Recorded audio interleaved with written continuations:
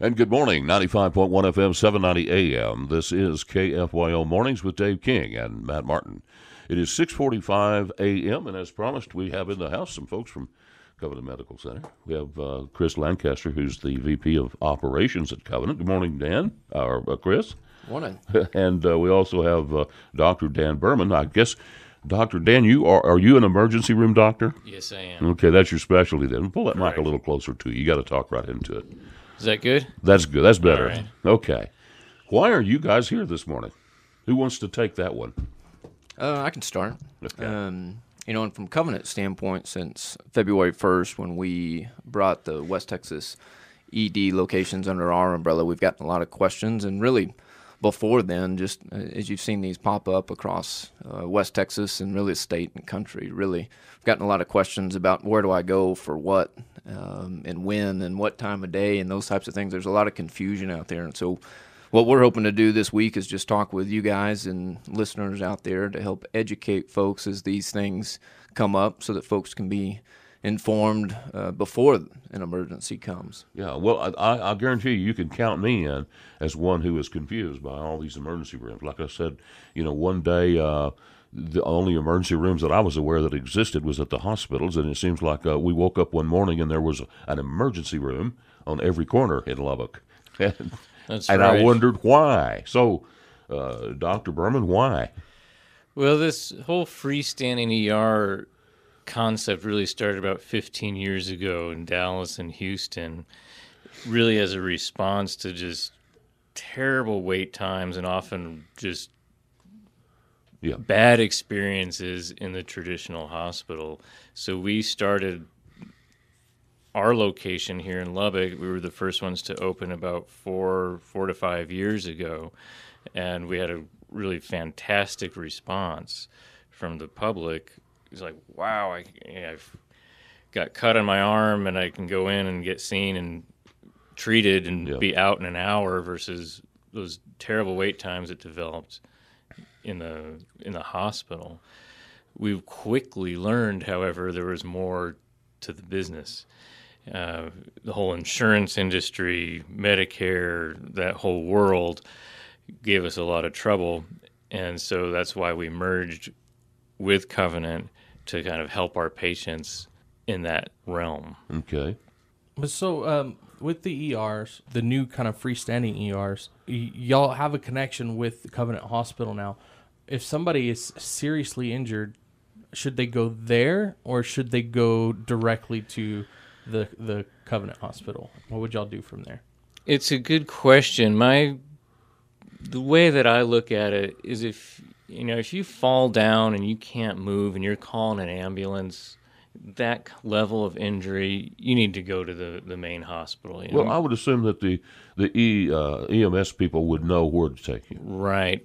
The flip side to that is, gosh, I've got a bad cut, or I've really hurt my arm. I think it might be broken, but I can drive in to the ER, or my doctor's wants me to go to the ER for some abdominal pain that he can't evaluate in the clinic.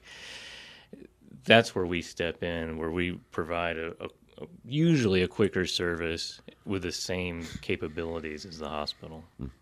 Okay. And I think each of these situations is unique, so it's always difficult for Dr. Berman or us to give a hard and fast answer about, specifically go here for this type of diagnosis, because every patient situation is different. But we do think that there's a market out there that's easier and quicker and better for our patients to go. And so those are the types of things we'll be breaking down this week to help educate folks on, and even some of the price differences and things, because there's questions about not only that, but just even our urgent care centers that we offer.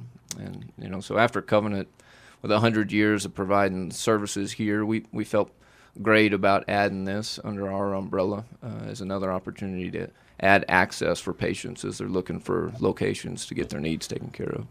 So how many ERs did Covenant merge with? There are two locations. And they are? The West Texas ER location's on Milwaukee, 80th and Milwaukee, and South Quaker. It's 102nd and Quaker. 102nd and Quaker. Behind Market Street. Yeah, the other one's right by Yeah. the Walgreens. Okay. Right. Mm-hmm. Right, Okay. correct.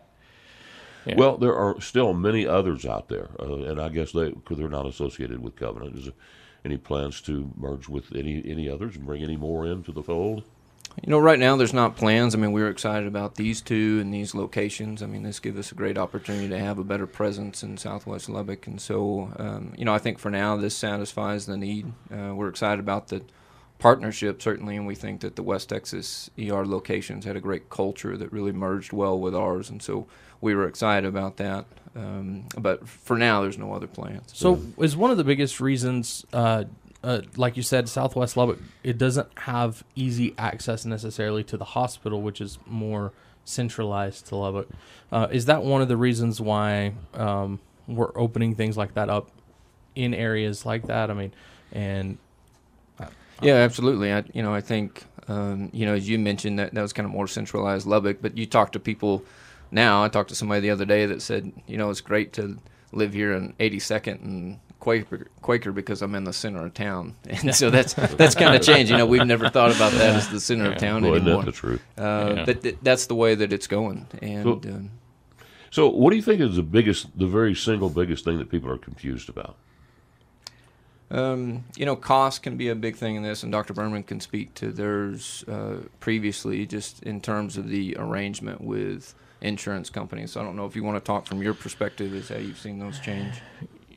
Right. So most of the independent freestanding ERs, most of them are out of network with most insurance companies. That means they're not in network. Higher prices. Insurance companies might not cover them the same way. Yeah, as well as Medicare, Medicaid, and military veterans weren't able to come to our facility. Now they can. We're in network. So it's less problems for the patients on that side.